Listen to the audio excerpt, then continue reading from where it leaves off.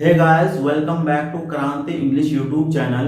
My name is Iqbal Ahmad. Friends, आज हम आपके लिए कुछ ऐसे महत्वपूर्ण सेंटेंसेस लेकर आए हैं, कुछ ऐसे अहम वाक्य लेकर आए हैं जिन वाक्यों का प्रयोग करके आप अंग्रेजी को बहुत जल्दी सुधार सकते हैं। आप बहुत धड़ल्ले से अंग्रेजी बोल सकते हैं और बहुत जल्दी आपकी अंग्रेजी में इंप्रूवमेंट आ सकता है। तो वीडियो आपके लिए बहुत ज्यादा महत्वपूर्ण होने वाला है। वीडियो को आखिर तक जरूर देखिएगा। तो चलिए वीडियो को स्टार्ट करते हैं। तो ये कुछ हिंदी वाले सेंटेंसेस हैं। मेरा एक काम कर दो, आराम से, हड़बड़ी ना करो, यह कोई बड़ी बात नहीं है, ऐसी कोई बात नहीं है, बहुत बढ़िया, शाबाश, बहुत बढ़िया। तो इस तरह के जो सेंटेंसेस होते हैं हम लोग हिंदी में रोज बोलते हैं, डेली यूज पर आधारित ये सेंटेंसेस हैं। लेकिन जब इन सेंटेंसेस को अंग्रेजी में बोलने की बात आती है तो हमें समझ में नहीं आता कि इंग्लिश में इसको हम कैसे बोलेंगे, इनकी अंग्रेजी क्या होगी। तो चलिए जरा से एक एक करके जरा सा समझते हैं कि इन सेंटेंसेस को, हिंदी वाले सेंटेंसेस को हम इंग्लिश में कैसे व्यक्त करेंगे, कैसे बोलेंगे। तो चलिए जो पहला वाला है वो है मेरा एक काम कर दो। मेरा एक काम कर दो, है ना। हम लोग बोलते हैं ना, मान लीजिए आपको किसी से कोई हेल्प चाहिए तो आप, या कोई आपको किसी से कोई काम करवाना, आप बोलते हैं ना, भैया मेरा एक काम कर दीजिए, है ना, मेरे ऊपर एक एहसान कर दो। तो मेरा एक काम कर दो, मेरे ऊपर एक एहसान कर दो, आप जैसे बोल लीजिए। तो मेरा एक काम कर दो, इसको इंग्लिश में क्या बोलेंगे? Do me a favour. क्या बोलेंगे इसको इंग्लिश में? डू मी अ फेवर इसको बोलेंगे। इंग्लिश में इसको बोलेंगे do me a favour. Do me a favour, मेरा एक काम कर दो। डू मी अ फेवर, मेरा एक काम कर दो। या फिर आप इसको इस तरीके से बोल सकते हैं, मेरे ऊपर एक एहसान कर दो। जैसे आप बोले तो डू मी अ फेवर। आप इसमें प्लीज लगा सकते हैं। प्लीज लगाने से थोड़ा सा ये हो, सेंटेंस थोड़ा सा सुनने को, दूसरे वालों को सुनने में अच्छा लगेगा। Please do me a favour, है ना, ये भी आप बोल सकते हैं। कृपया मेरा एक काम कर दीजिए, कृपया मेरे ऊपर एहसान कर दिए, है ना। जो नेक्स्ट है वो है आराम से हड़बड़ी ना करो। आराम से हड़बड़ी ना करो। मान लीजिए कोई कुछ कर रहा है, बहुत जल्दी कर रहा है, या बहुत परेशान है किसी चीज के बारे में, किसी काम के बारे में, है ना, एकदम बहुत परेशान नजर आ रहा है, हड़बड़ी दिखा रहा है। तो हम लोग हिंदी में क्या बोलते हैं? आराम से हड़बड़ी ना करो। भैया आराम से हड़बड़ी ना कीजिए, जल्दी ना मचाइए, आराम से आप इस काम को कीजिए। तो आराम से हड़बड़ी ना करो या हड़बड़ी ना करें, इसको इंग्लिश में हम क्या बोलेंगे? एक इसका एक वो आता है इंग्लिश का, टेक इट इजी। इसको इंग्लिश में क्या बोलेंगे? Take it easy. Take it easy. Take it easy. Take it easy.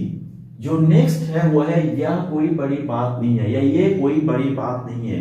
किसी ने कुछ कहा, कोई बात कही, और आप बोलते ये कोई बड़ी बात नहीं है। नहीं, उन्होंने जो भी कहा उस चीज के बारे में आप ये व्यक्त करना चाहते कि वो कोई बहुत महत्वपूर्ण चीज नहीं है, कोई बहुत बड़ी बात नहीं है। तो ये कोई बड़ी बात नहीं, यह कोई बड़ी बात नहीं है। इसको इंग्लिश में क्या बोलेंगे? It's no big deal. इसको इंग्लिश में कैसे बोलेंगे? It's no big deal. इसको इंग्लिश में बोलेंगे it's no big deal. It's no big deal, ये कोई बड़ी बात नहीं है। It's no big deal. ये जो इट्स है ना, ये इट इज का ये शॉर्ट फॉर्म है, कॉन्ट्रैक्टेड फॉर्म है। आप फुल फॉर्म का भी यूज कर सकते हैं, it is no big deal. आप फुल फॉर्म का भी यूज कर सकते हैं, चाहे शॉर्ट फॉर्म का यूज करिए, चाहे फुल फॉर्म का यूज करिए, मीनिंग में कोई फर्क नहीं आने वाला है। अच्छा, दूसरी बात यह है कि इट्स नो बिग डील, ये पूरा इस तरीके से ना बोल के आप शॉर्ट में ये भी बोल सकते हैं, नो बिग डील। क्या बोल सकते हैं? नो बिग डील या फिर इट्स नो बिग डील, दोनों तरीके से आप बोल सकते हैं। जो नेक्स्ट वाक्य हमारा वो है ऐसी कोई बात नहीं है। ऐसी कोई बात नहीं, किसी ने कुछ कहा तो आपको लगता है कि वो चीज ठीक नहीं है, वो चीज सही नहीं है, तो ऐसी कोई बात नहीं है। तो ऐसी कोई बात नहीं, इसको इंग्लिश में कैसे बोलेंगे? There is nothing like that. इसको इंग्लिश में क्या बोलेंगे? There is nothing like that. ऐसी कोई बात नहीं है ना। There is nothing like that, ऐसी कोई बात नहीं है। बहुत ही इंपॉर्टेंट ये सब सेंटेंसेस हैं, है ना। इंग्लिश में इनको आपको बड़ा वो लग रहा होगा, लेकिन जब इंग्लिश में बोलने की बात आई तो फिर ये बहुत दिक्कत आती है। तो ये बहुत महत्वपूर्ण सेंटेंसेस हैं। नेक्स्ट है बहुत बढ़िया। किसी ने कोई काम किया और उसको प्रेज करने के लिए, उसके उस काम की प्रशंसा करने के लिए, तारीफ करने के लिए हम लोग क्या बोलते हैं? बहुत बढ़िया, शाबाश, बहुत बढ़िया।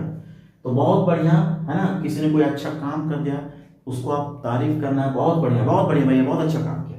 तो बहुत बढ़िया इसको क्या बोलेंगे? Good job. इंग्लिश में इसको क्या बोलेंगे? गुड जॉब बोलते हैं इसको हम लोग, गुड जॉब, बहुत बढ़िया, गुड जॉब। नेक्स्ट है तुम्हारा दिमाग खराब है क्या? कोई उटपटांग बातें कर रहा है आपको, आप इरिटेट हो, गुस्से में आ गए, भैया तुम्हारा दिमाग खराब है क्या? आपका दिमाग खराब है क्या? इंग्लिश में इसको क्या बोलेंगे? Are you out of your mind, है ना? Are you out of your mind, are you out of your mind, तुम्हारा दिमाग खराब है क्या? Are you out of your mind, क्या तुम्हारा दिमाग खराब है या फिर तुम्हारा दिमाग खराब है क्या? जो अगला वो है नहीं, बिल्कुल नहीं, नहीं बिल्कुल नहीं, है ना? किसी की बात को एक तरीके से, पूरी तरीके से वो करने के लिए नहीं, बिल्कुल नहीं। सुना, जैसे आप बोलेंगे भैया सुना है आजकल तुम रोज पिंकी से बात करो, नहीं यार, नहीं बिल्कुल नहीं, ये no, not at all English में इसको बोलेंगे। ये नहीं जो हम लोग बोलते हैं ना, तो आप बोलेंगे नो, तो एक सिंपली नो, लेकिन जब बोले नो नॉट एट ऑल तो एक तरीके से एम्फेटिक, एम्फेसाइजिंग तरीका है बोलने का, है ना, किसी चीज को नकारने का। तो इस इंग्लिश में क्या बोलेंगे? No not at all. इसको कैसे बोलेंगे? नो नॉट एट ऑल, नहीं बिल्कुल नहीं। नेक्स्ट है ये सही बात नहीं है। किसी ने कुछ कहा, है ना, कुछ आपको लग रहा है कि वो इनएक्यूरेट है, फॉल्स चीज वो बोल रहा है, तो ये सही बात नहीं है। इसको इंग्लिश में बोलेंगे दैट्स नॉट ट्रू या फिर इट्स नॉट ट्रू, दोनों आप बोल सकते हैं, दोनों चलेगा, कोई दिक्कत की बात नहीं है। दैट्स नॉट ट्रू, है ना, दैट्स नॉट ट्रू। ये जो दैट्स है, ये दैट इज का ये कॉन्ट्रैक्टेड फॉर्म है, शॉर्ट फॉर्म है ये। दैट्स नॉट ट्रू, आप दैट का यूज ना करके आप इट का यूज भी कर सकते हैं, इट्स नॉट ट्रू, दोनों चलेगा। हाँ बिल्कुल, ये सहमति जताने के लिए, है ना, हाँ बिल्कुल, किसी ने कोई कहा, कुछ कहा और आप सहमति जताना चाह रहे हैं, एग्रीमेंट जताना चाह रहे हैं, हाँ, यस, हाँ बिल्कुल, यस ऑफ कोर्स, क्या बोलेंगे इसको? यस ऑफ कोर्स, हाँ बिल्कुल, हाँ जरूर। इसको आप हिंदी में चाहे आप जैसे बोले हाँ बिल्कुल या फिर हाँ जरूर, तो बोलो यस ऑफ कोर्स। जो अगला है वो है मैं पूरा प्रयास करूंगा। किसी ने आपसे कुछ काम के लिए कहा, है ना, किसी चीज के बारे में कहा, बोलते हैं ना भैया ठीक है मैं पूरा प्रयास करूंगा, हम अपनी तरफ से पूरा प्रयास करेंगे, अपनी तरफ से बोलिए चाहे ना बोलिए, है ना, मैं पूरा प्रयास करूंगा, हम पूरा प्रयास करेंगे, अपनी तरफ से पूरी कोशिश करेंगे। इसको इंग्लिश में बोलेंगे आई डू माई बेस्ट। क्या बोलेंगे? I do my best,